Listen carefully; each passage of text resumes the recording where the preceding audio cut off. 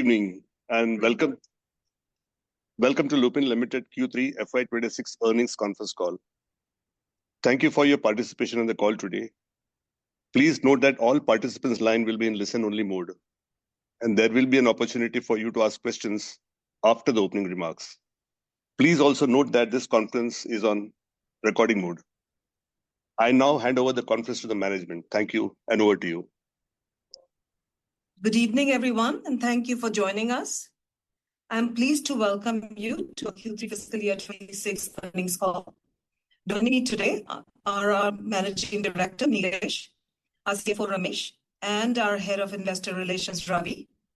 We look forward to sharing our Q3 performance and our outlook for the year ahead. We are pleased to report another quarter of strong execution, with revenues passing last quarter's record performance.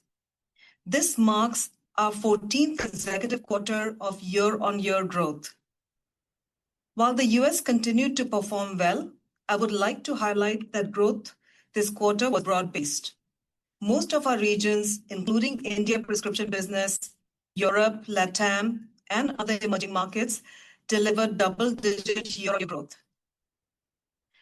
Turn to individual businesses. This quarter was particularly strong for us in the US, where we reported the highest sales in the region so far.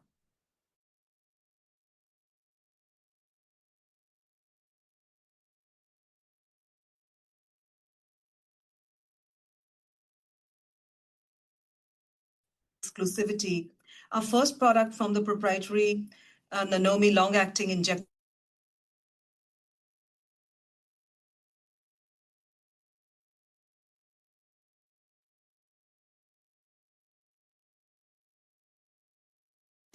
milestone this quarter was the successful US FDA inspection of a biologics facility in Pune, followed by the approval of pegfilgrastim. They can't hear us. There's some issue with the internet connections.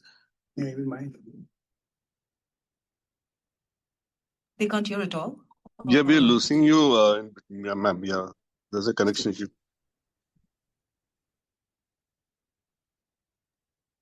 Please continue. Yeah, you can continue, ma'am. Give us a minute. Yeah. You can hear me? Yeah, now we can. Okay. So an important milestone was the successful US FDA inspection of our facility in Pune, followed by pegfilgrastim, our first biosimilar for the US market. We have entered into an exclusive licensing agreement this quarter.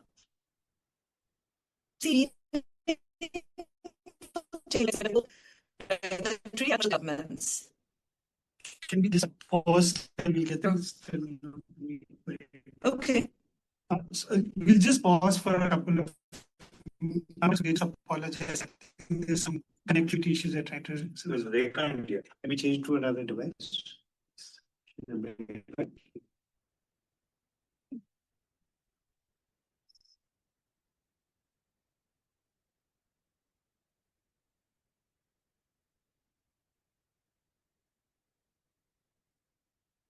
They can't hear us at all. We can, ma'am, but we're losing the speech. I mean, the staggered speech. Can I dial from Zoom? What should we do? Can I dial from Zoom? Yeah, we'll restart, I think. Okay. We'll keep the connection on. We'll use another device.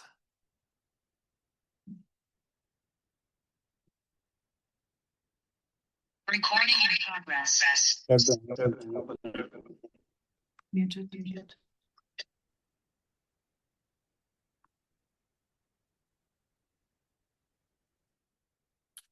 Yeah, can you hear us now? We can, sir. Okay. Is this clear? Yeah, it's clear. Okay. And could they hear us in the beginning, or should we start from the beginning? It's better if we start from the beginning, ma'am. Okay. Thank you. Welcome, everyone. We are pleased to report another quarter of strong execution, with revenues surpassing last quarter's record performance. This marks our 14th consecutive quarter of year-on-year growth. While the US continued to perform well, I would like to highlight that growth this quarter was broad-based. Most of our regions, including India prescription business, Europe, LATAM, and other emerging markets delivered double-digit year-on-year growth. Turning to individual business segments, this quarter was a particularly strong one for us in the US, where we recorded the highest sales in the region so far. Growth was driven by new products such as tolvaptan, where we benefited from being the only generic on the market. We also launched generic risperidone Consta with CGT exclusivity, first product from our proprietary Nanomi long-acting injectable platform. Our base business also grew, supported by higher volumes and seasonal tailwinds, more than offsetting low single-digit price erosion. An important milestone this quarter was the successful US FDA inspection of our biologics facility in Pune, followed by the approval of pegfilgrastim, our first biosimilar for the US market. We have entered into an exclusive licensing agreement with Valorum to commercialize the product, with an expected launch before the end of this quarter. We see meaningful tailwinds in this segment, driven by favorable regulatory and commercial developments. As mentioned earlier, we remain focused on doubling the share of complex products in our US business over the next few years, while continuing to expand our specialty portfolio through a mix of organic initiatives and targeted acquisitions. Moving to India, revenues grew 5.6% year-on-year, with the core prescription business growing 10.9%, partially offset by lower local tender sales in our global institutional business. On a 9-month basis, prescription growth stood at 9.4%, broadly in line with IPM growth of 9.3%. Excluding the impact of loss of exclusivity on products such as Gibtolio and Ajadua, domestic growth was 11.2% year-on-year for the 9 months. Volume growth remains strong at 5.6%, and the chronic segment now accounts for 67% of our portfolio, up from 65% last quarter. Both cardiac and respiratory therapies continued their strong momentum, growing at 1.4 times and 1.6 times their respective market growth. During the quarter, we also launched 2 new divisions, including one focused on obesity.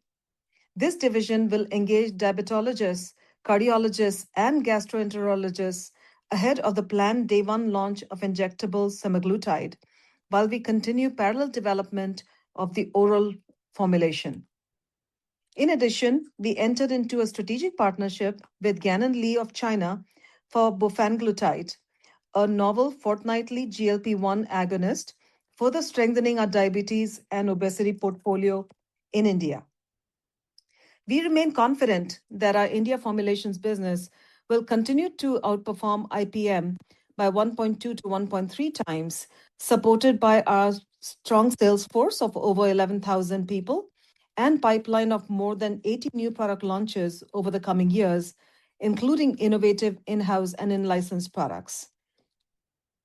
Our other developed markets, Europe, Canada, and Australia, accounted for 11% of our total sales and delivered 11% year-on-year growth this quarter. We expect this contribution to increase as we roll out our pipeline of complex products and complete the acquisition of Visiopharma, which we expect to close this quarter.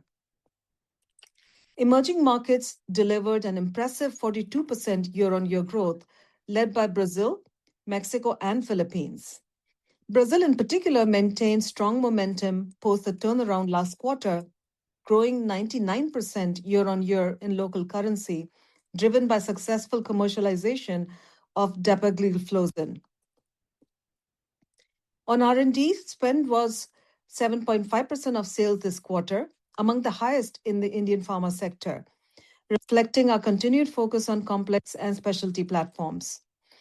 We have over 50 active products in the pipeline, with near-term emphasis on respiratory complex injectables and biosimilars. Over time, we expect a growing share of R&D investment to flow into specialty programs and value-added medicines, including long-acting injectables, green propellant products, and 505(b)(2) assets. We are also strengthening our India innovation portfolio through both in-house development and in-licensing of late-stage assets. On the compliance front, we received NAI status with 0 observations for our Nagpur Unit 1 facility, along with EIRs for Nagpur Unit 2 injectables and the Aurangabad facility. We remain fully committed to maintaining the highest global quality and regulatory standards across all our sites. Before I hand it over to Ramesh, I would like to reiterate that we remain optimistic about our growth prospects. We have clear strategic drivers in place to deliver sustainable long-term growth across our businesses. Innovation will be a key differentiator, supported by continued investments in technology, including AI, to make the company future-ready and resilient as we navigate opportunities and challenges ahead. With that, I'll now hand it over to Ramesh to walk you through a detailed review of our financial performance. Thank you, Vinita. Friends, I welcome you all to our Q3 FY26 earnings call. As you may have seen from the results, we have again delivered a very strong quarter, continuing the momentum of the last few quarters. Revenue from operations and EBITDA scaled a new high, exceeding the record performance we had delivered last quarter. EBITDA margins reached 31.1%, 681 basis points higher than the similar period last year. Sales. Diving into the numbers, total revenues from operations the quarter came in at 7,168 crores as compared to 5,768 crores in Q3 FY25 last year, a growth of 24% year-on-year. Amongst the key markets, the US grew by 46% year-on-year. India grew 5.6% year-on-year. Other developed markets have grown 11% year-on-year, and emerging markets have grown 42% year-on-year during this quarter. Our GIB business grew by 7% year-on-year. The US business. Coming to the US business, this quarter, the US business recorded sales of USD 350 million, a growth of 46% year-on-year and 11% quarter-on-quarter on constant currency basis, the highest sales ever recorded for this business. This growth has been due to new product launches, including tolvaptan, and growth in base business, led by higher volumes and seasonality offset by low single-digit price declines. We're pleased with the recent approval of filgrastim, a first biosimilar approval for the US, which we expect to launch shortly. We have a very exciting pipeline of products in this segment, which reinforces our growth prospects in the US going forward.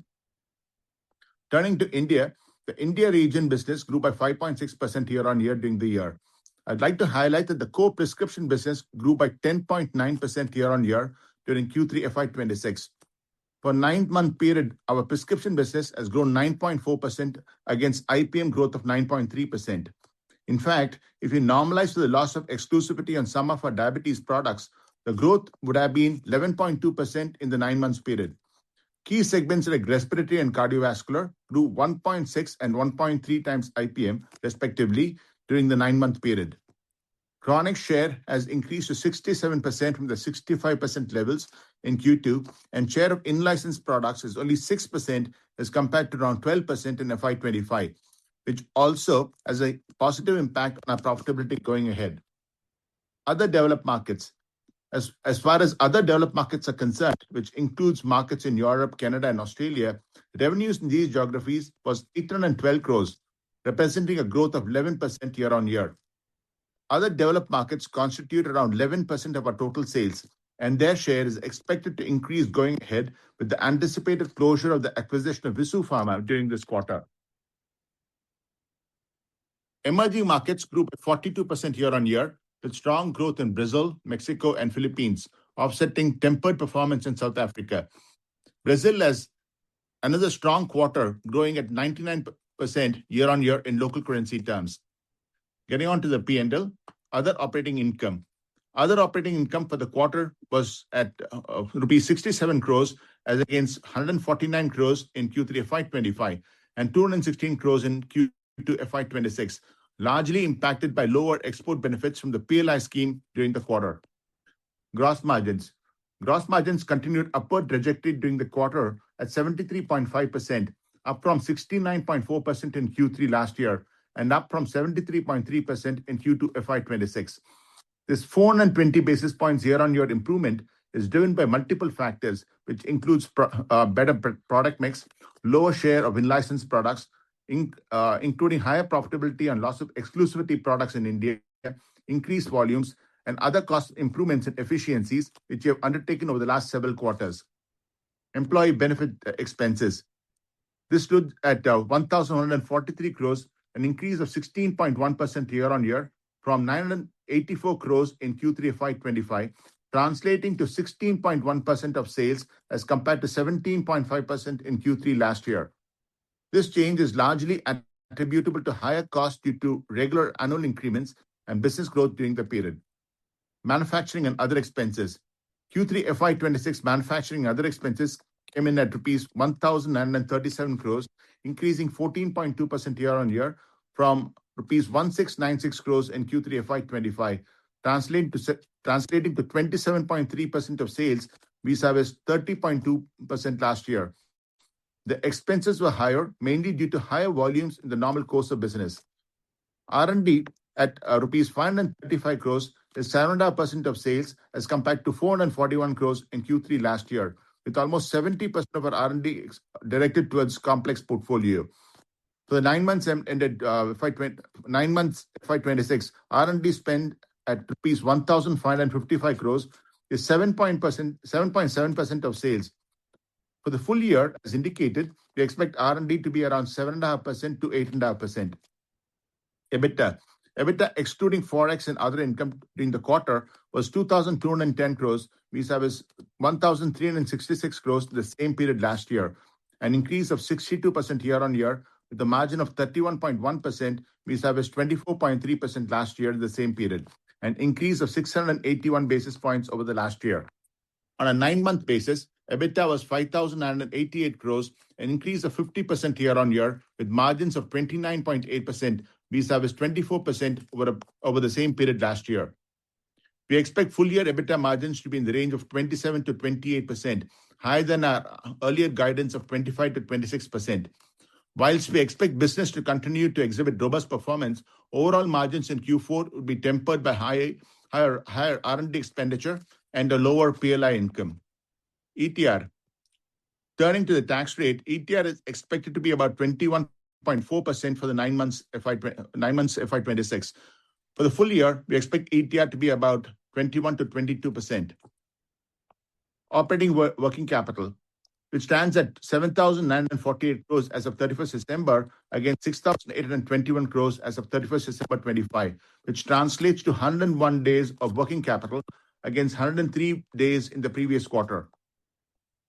Net cash stood at 2,879 crores as against 310 crores as of 31st March 2025.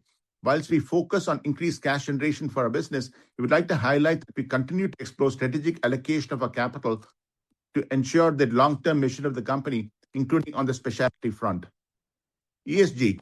On the sustainability front, Lupin has achieved the highest A leadership rating from CDP for both climate change and water security, placing us amongst the select group of global companies recognized for excellence in sustainability performance and transparency of disclosures.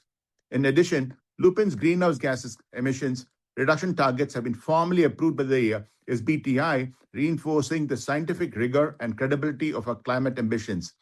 Together, these recognitions reflect the strength of our climate strategy, disciplined execution, and our unwavering commitment to creating long-term sustainable value for all our stakeholders. With this, we open the floor for discussions. Thank you very much, sir. We will now begin the question and answer session. Request that all the participants who wish to ask questions to raise your hands on the participant tab on the screen. We will wait for 30 seconds for the queue to assemble. Thank you.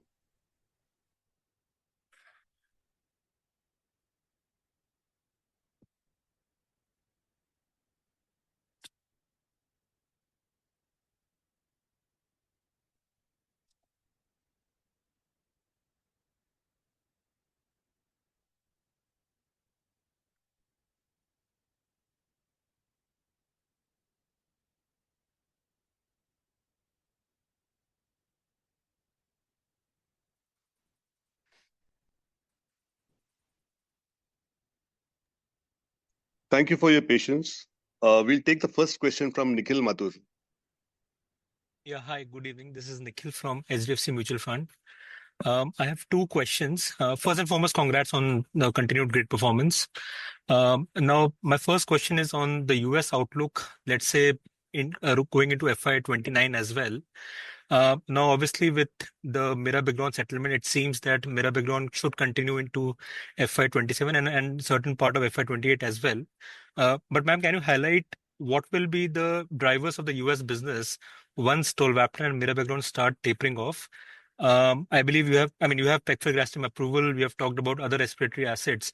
So any help on how should we look at launches, meaningful launches over the next 2 years, so that once Mira-Bigron and tolvaptan come off and you go back to a growth path in the US, that would be helpful. Any color on this? Sure. Yeah, so, we are very pleased that we have Mira-Bigron as a material contributor in the next 2 years, as well as hopefully tolvaptan also continues, just given the size of the product and the share we have so far. Maybe have 35% share of that market, given that it's a specialty product. So we continue to build share on tolvaptan. Having said that, we have multiple new product launches planned over the next couple of years, in particular on the injectables front, some on the respiratory front, as well as the biosimilars front. So as I look at, the last couple of quarters, we've got approvals for injectable products like glucagon, liraglutide, risperidone consta, and with the pegfilgrastim approval, getting into the biosimilars market as well to build the institutional business. So the institutional business will be a material build over the next 3 years. And we see it really ramping up very nicely over the next 3 to 5 years to be a material contributor to the US business. Likewise, the biosimilar business in particular will also be a material contributor to the US with pegfilgrastim, then ranibizumab that we hopefully will be able to launch in fiscal year 27, and then the on-body pegfilgrastim, which is making good progress, and then aflibercept and etanercept in 29, calendar 29. That will be actually fiscal year 30. And then we have other products that we have planned as well, like mepolizumab, that are in the pipeline. So pretty rich pipeline of biosimilars that we believe, given the current momentum in the marketplace, access into the market will be a material growth driver for the organization. The additional, I'd say, growth driver, which so far has not featured into our business, is 505(b)(2)s. The company has been working on 505(b)(2)s for the past couple of years, especially on the injectable front. In fiscal year 27, we will start our first 505(b)(2), and that's going to ramp up in the next couple of years as a material contributor as well. So we have multiple growth drivers at this point for the organization and feel fairly confident that, we can, one, sustain this billion-plus revenue level over the next couple of years and build from there as we bring, material biosimilars, respiratory products, as well as injectables, including the other first-to-files that we have in our portfolio to market. Yep. So if I look at the 3 biosimilars that you talked about in the more near term, which are pegfilgrastim plus ranibizumab plus aflibercept, now assuming that approvals come through in FY27, in FY28 and 29, the combined these 3 products, can they contribute, let's say, $100 million or around about that kind of a number in next 2-3 years, the combined basket of these 3 products? Yeah, the potential is there. Understood. Also, I wanted to check on, you have tentative approval for this product, Xywav. I guess the litigation is ongoing. Any probabilistic launch timing of this product? And I suppose Lupin could be sole FTF in this product? Yeah, we are exclusive first to file on that product. The launch date, I believe, is fiscal year 29, if I'm not mistaken. Got it. Understood. Yeah. And one final question I have on the India business. I think the Jan IQVIA data is showing good growth. Also, last quarter, X of the tender business, I think the growth has come in good. So are we in a good, let's say 12-13% growth environment for the company? And with all the IL issues in the base now and insulin tailwinds? Yeah, so I think 20 to 30% ahead of the market is what we would see ourselves at. The market is growing strong, so double-digit growth is assured, and I think not just for the next couple of quarters, but I think for the next couple of years we would expect to continue growth. I think a lot of the exclusivities are behind us. The insulin opportunity is there. Semaglutide will come in as well. So lots of positive growth drivers for India. Got it. This is helpful. Thank you so much. Thanks, Nitin, for your question. We'll take the next question from Tushar Manudhane. Yeah, thanks for the opportunity and congrats on the good set of numbers. So just on your comments on use of AI, so if you could elaborate which geography or which divisions have we sort of started implementing use of AI and how faster or difficult, whichever way, the use of AI has been on the development side, on the manufacturing side. Yeah, we have made some good progress on AI, and this is across the entire company. We started off with sales and marketing, but clearly we are looking at other divisions also. Manufacturing and maintenance is one other part. The other is, of course, quality and the like. We're working with multiple, consultants. The first most important thing is the fact that we need to bring all of this data together. Over time, we've actually created several repositories, and it's important to actually bring everything together under one architectural roof. And that's exactly what we're trying to do at this stage. But clearly, we have set our eyes on AI for all our functions, including finance, HR, legal, and procurement and the like. And we expect a lot of these pilot projects that we have been working on to be kind of implemented over the next 9 to 12 months.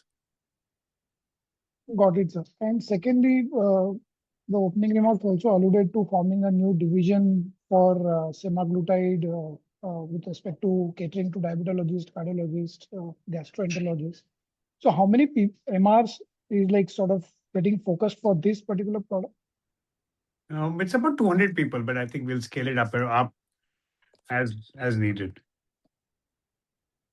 So how do you see this, because given that there are going to be multiple players, of course, there will be a pricing impact, but volumes scaling up, again, how the demand is expected to shape up, that is something really interesting to watch out.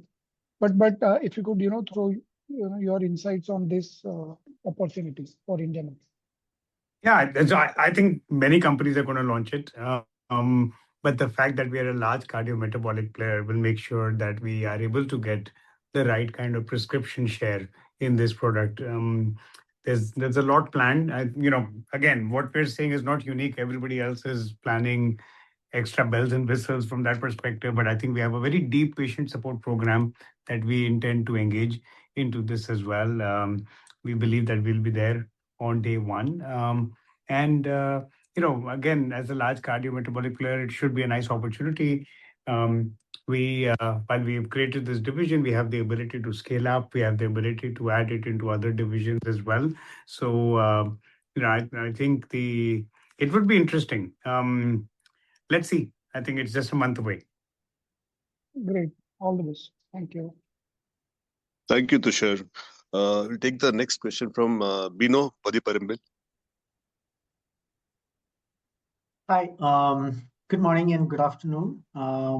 Just a follow-up on Mirabegron settlement. From your notes, I see that you have taken a provision of $15 million, whereas the total payout is $90 million. So why only $15 million provision? Yeah, 15 is essentially what relates to as the past, whilst 75 is linked to, in fact, future, being in the market. So clearly it relates to the future, and that's the reason why you finally 15 at this stage. The balance 75 will be spread over the next up to September 27. Okay, so that will come in other expenses later on in quarters. It's actually, would not impact the EBITDA because it's actually, a license that we need to kind of amortize over a period of time. Got it. Second, now that we have a license in place, is there room to improve our mirabegron market share? Because I believe we were selling much lower quantity than the other generic competitor. Is there a chance to equalize this? Well, so we have 40% generic share, and generics, between us and Zydus, we also have 40% of the overall molecule. So, we'll see what makes sense. It's a really good contributor to our P&L, and we'll determine if it makes sense to take on additional share. Got it. And why this end date of September 27? Because the next Orange Book patent of mirabegron expires only in 2030. So what prevents you from being exclusive in the market till then? Till 2030, you mean? Yeah, till the we next patent believe, expires. Yeah, we believe majority of the settlements that the brand has entered with other companies are to that date in September 27. Okay. And one last question on tolvaptan. How do you see the competitive scenario panning out? Why hasn't Apotex launched till now? And do you expect more approvals?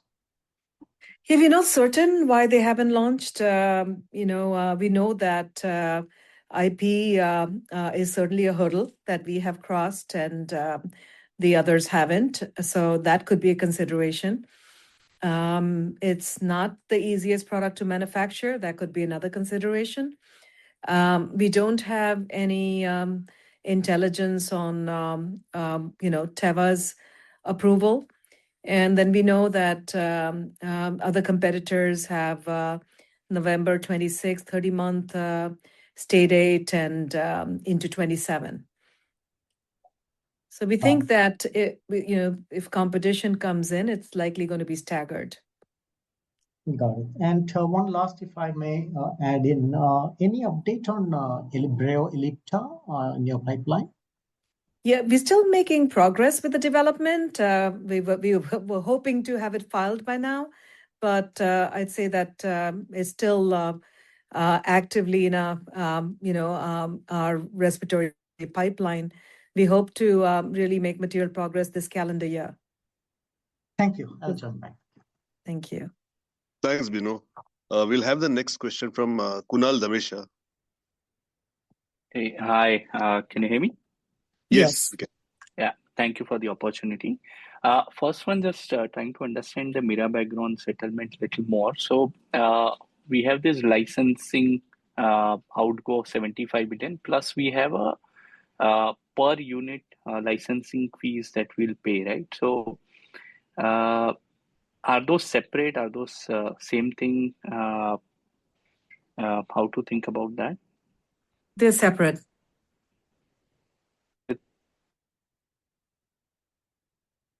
Can you still hear us? Would it taken off from the revenue? Or Your Kunal, can you repeat your question, please? we can't hear you. can you hear me now?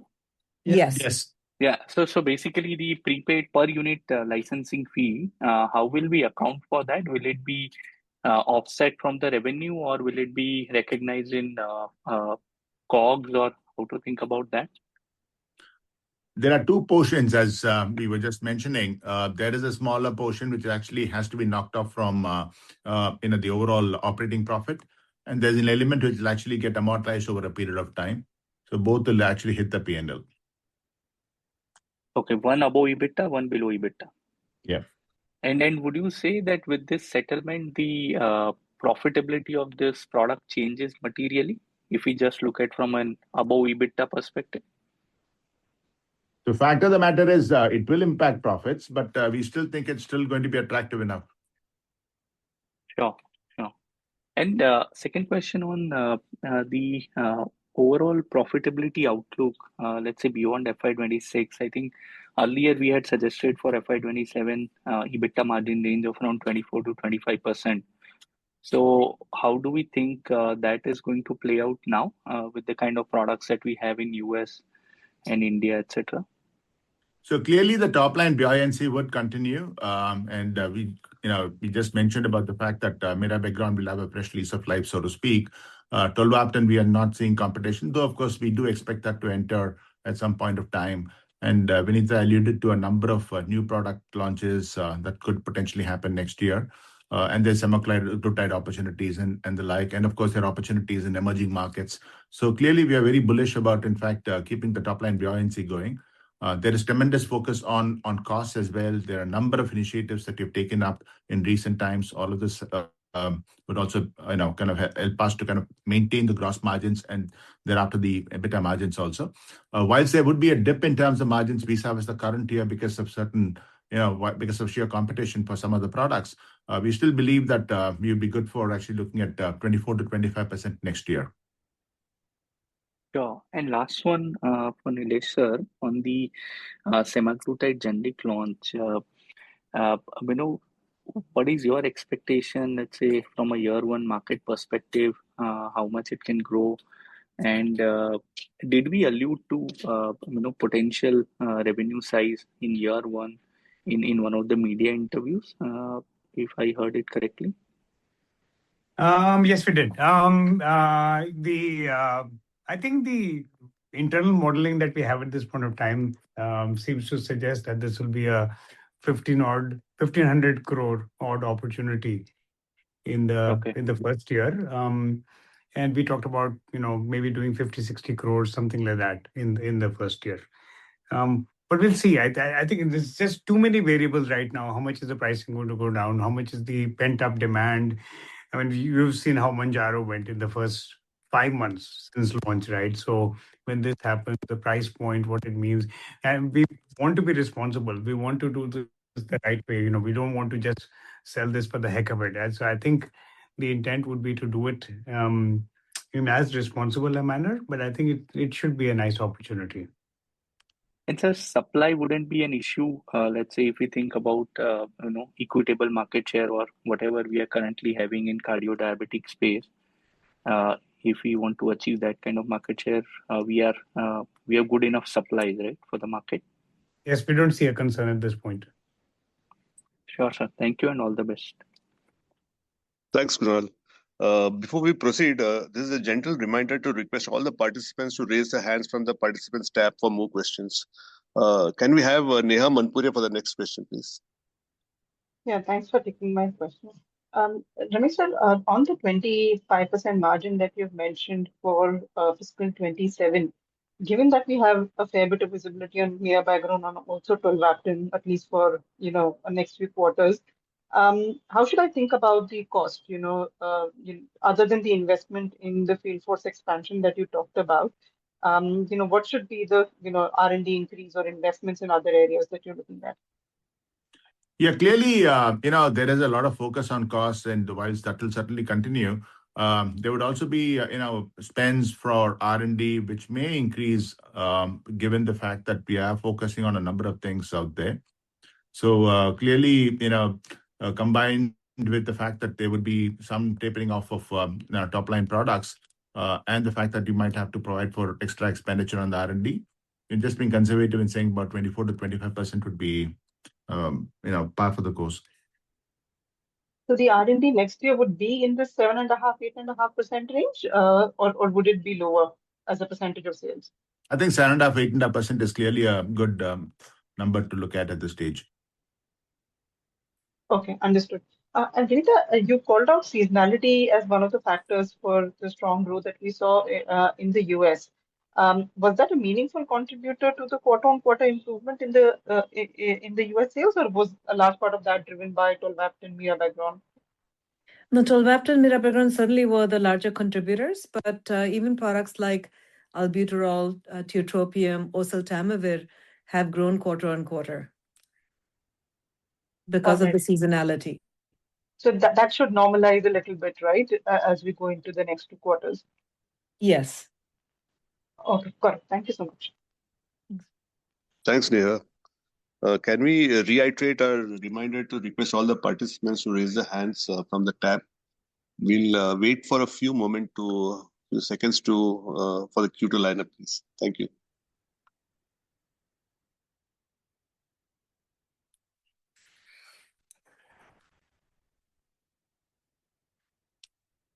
Go ahead. Hello. Yeah, can we have the next question from Shashank Krishna Kumar? Yeah, hi. Thanks for taking my question. Vinita, just wanted to get your thoughts around some of the recent regulations that we've seen around PBMs in the US. Now, my understanding is a large part of the benefit will probably flow down to the end customers, the payer, and this is largely neutral from a generic manufacturer's standpoint. Is that how you also probably look at it, and or could there be any change in terms of the industry dynamics, rebating levels, etc., which you probably foresee? Sorry, I missed your question, the front end of your question. Can you repeat it? Yeah. So I just wanted to thoughts around the recent regulations around PBMs which you have seen in the US. Regulations around what? PBM. PBMs in the US. Oh, PBMs. Okay. Yeah. Yeah. Understanding is a large part of the benefit will probably flow through to the end customers and payers, and this is largely neutral from a generic manufacturer's standpoint. Now, is that you also probably could there be some meaningful changes in terms of industry dynamics or rebating levels, which you probably foresee? Yeah, so the new administration has been focusing hard on the PBMs. And, also the Trump RX has gone live in the past couple of days that really nets out the pricing for a number of the brand companies as they've committed, in the agreements that they have signed with the administration. For the most part, as we understand it, the companies have really given the benefit of the rebates to PBMs, to the government, so that that benefit can be offered to the patients and consumers. So we really don't see a material change in pricing. Okay, thank you. And just a second one, you typically call out the growth figure for Europe. So if you could just share that for this quarter. It was 11% growth. Yeah. Got it. Thank you. That's it from me. Thank you, Shashank. Can we have the next question from Nikhil Mathur? Yeah, thank you for the opportunity again. I just wanted to understand the injectable strategy, let's say from a 2-3 year perspective. So, I mean, great to have products like Glucagon and Risperdal Consta, Victoza approvals and having been launched. But I suspect, I mean, none of these products would be big enough to kind of move the needle so much as far as the overall injectable sales is concerned. So how far are we from a big material launch on the injectable side? So can you talk about what products have been filed? What are you looking at, and which sort of products can give you, let's say, $100-200 million kind of a sales based on the injectables, and over what time period can you achieve that? Yeah, so apart from the products I mentioned, we also have Dalbavancin that we have filed, that both the injectable, the generic version, as well as a 505(b)(2) version of the product. We have Eribulin, a smaller product.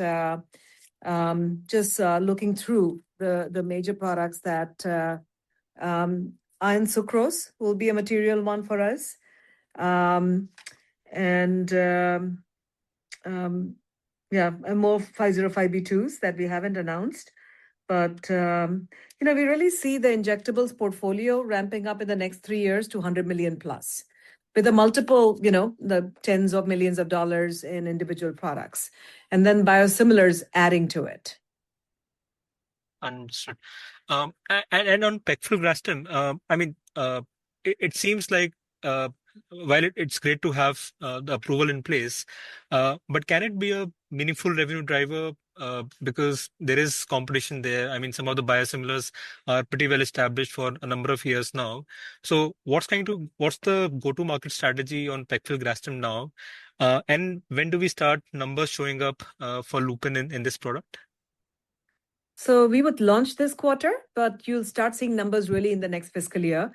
And we are, very encouraged with what we are hearing from the marketplace. We have tied up with this company with strong experts across the biosimilars market, from the McKesson and other AmerisourceBergen and other specialty distribution groups. And we see a real place for a new pegfilgrastim in the marketplace. So, I'd say a couple of years ago, we were not very gung-ho on biosimilars, but today we see significant potential with pegfilgrastim to start with, but also the other biosimilars that we have in our pipeline. But just curious, I mean, with so many biosimilars in this product being already there, why would a ABC or a McKesson tie up with Lupin? I mean, is the cost going to be the proposition here? But if the cost comes off, would the margins be lucrative enough for you to make money on this product? Yeah, typically a new product is attractive from a reimbursement standpoint to the payers. So that itself will drive the initial uptake. And beyond that, you've seen a number of companies that have driven the price down actually get out of the market. And potentially they will relaunch with a different pricing strategy into the marketplace. So we really see the market for biosimilars and for pegfilgrastim shifting. Also, we are the only truly integrated player, with the India cost advantage, having our own API, our own finished product. The other companies don't have the advantage that we do. Understood. Okay, got it. Okay, thank you. Thanks, Nikhil. Can we have the next question from Kunal Andheriya? Hi, Kunal, good afternoon. So my question is on R&D spends. In the last couple of years, your R&D budget has gone from around 1,500 crores to around almost 2,100 crores now. So if you would like to share which areas are you spending in, how much of this would be on biosimilars that you have budgeted? Because some of these spends, I think, would come off also in the, years ahead. So is there a chance that maybe after FY26 or 27, your R&D, starts going down also? No, I wouldn't think so. Clearly, we are spending on the more complex stuff, which includes the injectables piece, the inhalations piece. Any drug device combination always costs a lot of money with clinical trials and the like. And of course, we have our biosimilars. We have also always spoken about specialty ambitions and the like. So clearly, the spends would keep going up. But if our turnover keeps going up also, as a percentage of sales, it might actually languish at a particular point. But in absolute value terms, it would certainly keep going up. Sure. So if I understand correctly, so you're not adding more projects. It's just that you're expanding into a bit more high value, high cost projects. So it is adding more projects overall. Yeah. You're pivoting to more complex stuff, right? Right. But then, okay, let me put it this way. Is your budget on generics, the usual para 3s and the para 4s, I mean, the oral solids and all, is that same or even that is going up? Actually, in absolute terms and percentage terms, it would be going down. Okay. Yeah. Okay. That's good to know. Second question again, you have now a healthy cash balance. You are generating cash. So, is specialty on your radar? And, exactly which therapies in which markets would you be targeting?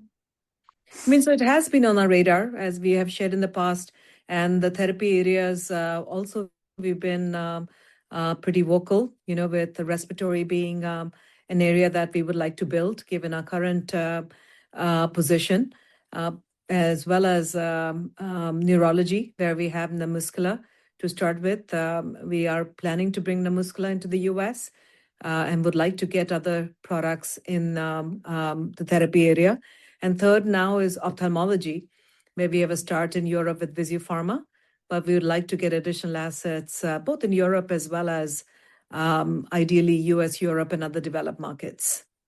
So would you be more comfortable buying assets which have been approved or ones where you perhaps have to do a phase 3 trial, file it, and then, commercialize it? Yeah, so we've been looking across the board. I mean, of course, commercialized assets would be very lucrative, but they are far and few because companies don't part with them easily. So we're also looking at assets that are in phase 3 or have completed phase 2 successfully and are ready to go into phase 3. Sure. And just one more, if I can, please. At last year, you had announced that for tiotropium, you had tied up with someone, a company in China. Do you think that's a meaningful opportunity for you? Oh, you mean Tiotropium in China. for the Chinese market? Yes. Yes, Yes, I think it continues. Not very meaningful. I mean, it's not meaningful now, or you don't expect it to be meaningful in future too? I mean, it's not in the market right It's now. not approved. Okay, got it. Thank you. Yeah. Thanks, Kunal. We'll take the next question from Bansi Desai. Yeah, hi. Thanks for taking my question. So, the first question is on the overall biosimilar, landscape in the US. We see recent, developments which are all aimed at improving affordability and accessibility, which is good, structurally positive for us as well. But at the same time, it is also going to make market more competitive. So, how should we think about, what will be those key factors which will, determine our success? You mentioned about, having that cost advantage, but I'm assuming, a lot of Indian companies would have that. So that's number one. And the second is we also see PBMs having their own brands or bringing their own labels, in the space. So, that adds to the competition, right? How do you think about that relationship? So I'll maybe take the second question first. When it comes to the private labels, that's actually an avenue for us as well to gain share. When we see the Cordavis label, for example, for Humira, that really drove significant share for Sandoz, we certainly see that as a positive for a biosimilar. What we are starting to see is the block of the PBMs is actually going down. PBMs are partnering now with biosimilars to gain, to really bring access to biosimilars, in the marketplace. So that is one. Second, we're very mindful of the fact that with the market opening up, the regulatory requirements, becoming less burdensome, competition can increase. So we are very selective in our portfolio, shortlist in our selection process of our pipeline. We are selectively going after programs that we believe we can be in the first wave. We believe we can be one of few based on technology advantage or otherwise.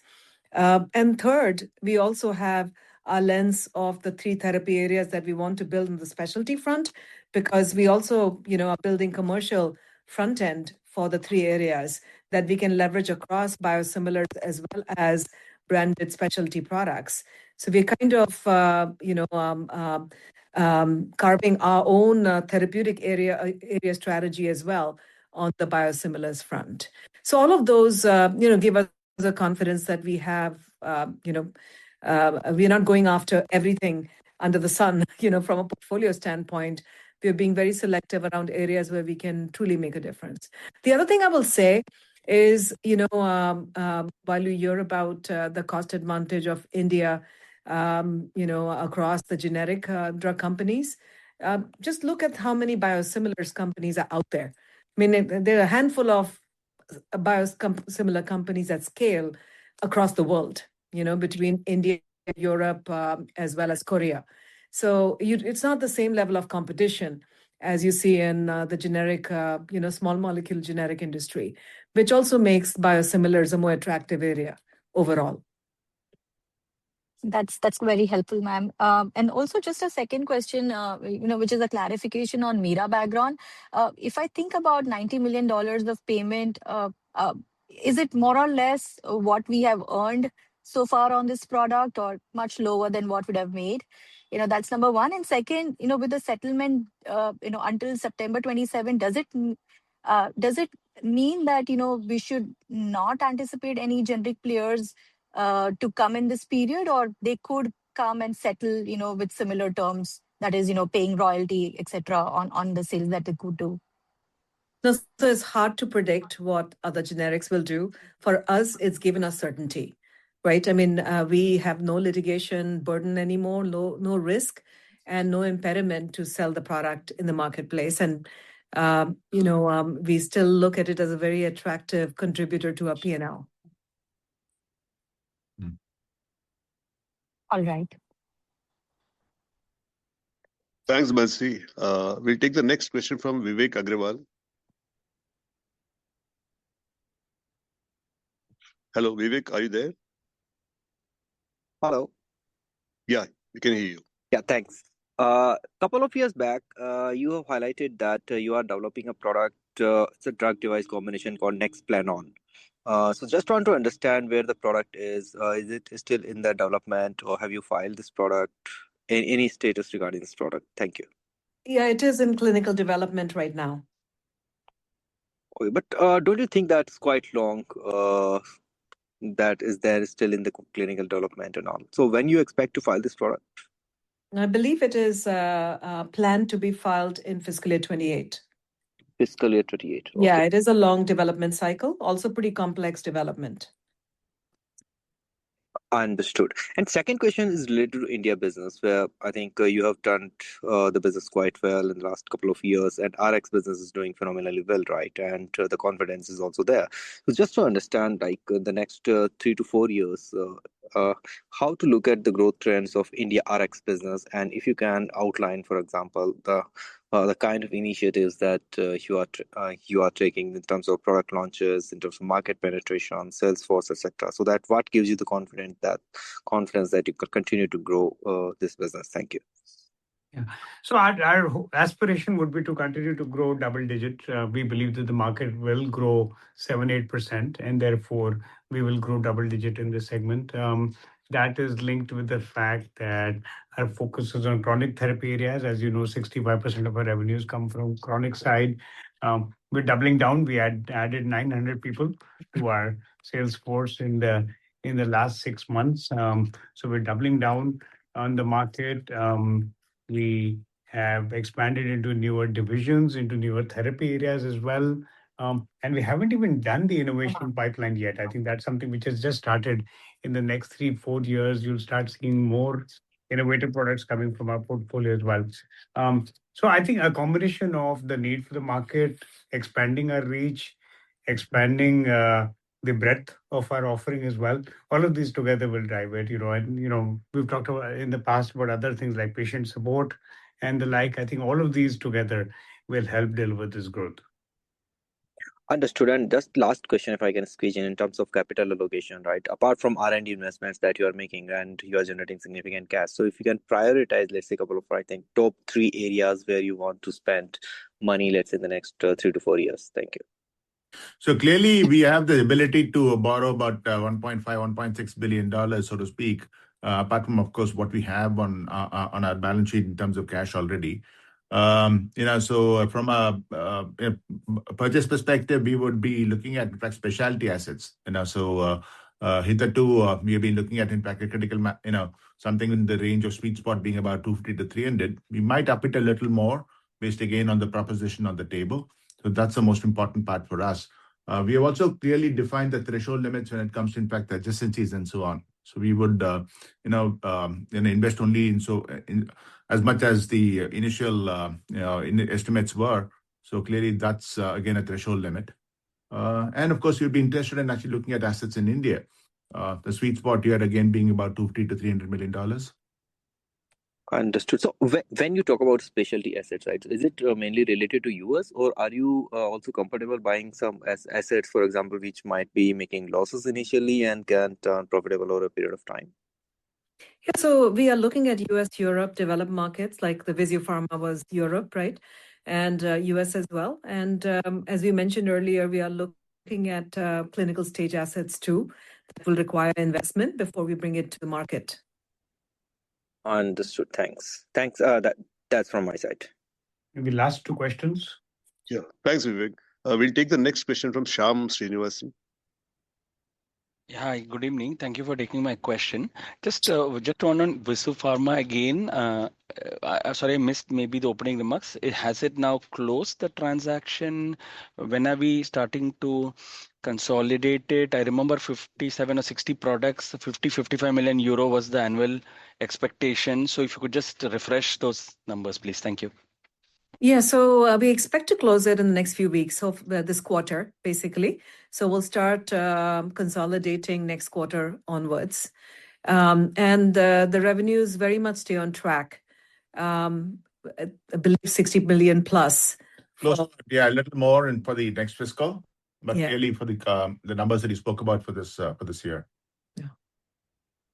Yeah, sorry, Ramesh, euros or dollars? Sorry, Euros. All of this is in euros. Euros, euro million, right? Got it. And margin, I remember, was also high, 25% or 30%, if I remember right. Eventually, based again on our cost synergies and all of that, will actually get to that level. It will actually more. But 25% to start. Yeah. Yeah. Got it. Very helpful. Second question on emerging markets. Is there a base effect or something? We had like 40% plus growth. Any geographies to call out? Is it Brazil that we called out? Brazil had almost doubled in the quarter. Thanks to Dapaji Flosin that we actually introduced out there. And of course, the lineup that we have for the future that will kind of continue for some time. Sorry, Ramesh, maybe constant currency growth, like 40% seems odd. So is it like local currencies? What are these growing at? It actually nearly doubled in terms of turnover, given the fact that this product was a big hitter out there. Got it. And lastly, on India growth, I know the 5.6% volume growth is 9 month. So what's the 11%? No. 5.6 is actually taking into account the fact that we actually had a, 9-month volume growth. 9 month volume you're growth. right. 9 month volume growth. But I'm just looking at, say, Q3 in this 11% prescription growth. What is the price volume split, and how is chronic done? I think that's my last question. Chronic has done extremely well. Chronic has done well. I want to say it's similar on the volume in Q3 as well. Actually, the share of chronic has gone up to 67%. 6.5%, and new products gave us 1.5%. Sorry, English, your voice is cutting. Can you repeat Volume that? growth was 6.5% for Q3, and it was 5.6 for 9 months. Perfect. Thank you, and all the best. Thank you so much. Thank you very much for all your participation. I now hand the conference over to the management for the closing comments. Thank you all. Sorry for the technical glitches, but hopefully we were able to respond to all your questions.